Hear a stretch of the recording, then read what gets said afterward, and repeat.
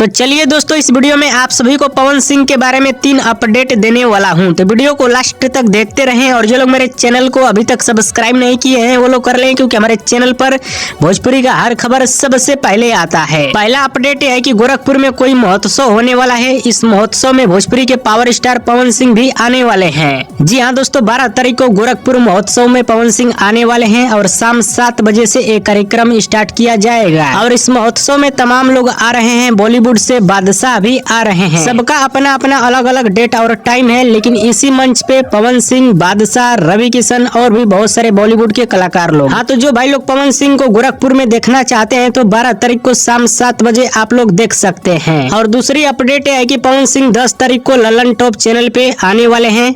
बहुत कुछ पवन सिंह से सवाल जवाब होगा, तो आप लोग तैयार रहिएगा पवन सिंह का इंटरव्यू देखने के लिए 10 तारीख को ललन टॉप चैनल पे। और ये ललन टॉप चैनल का कार्यक्रम है बिहार अड्डा।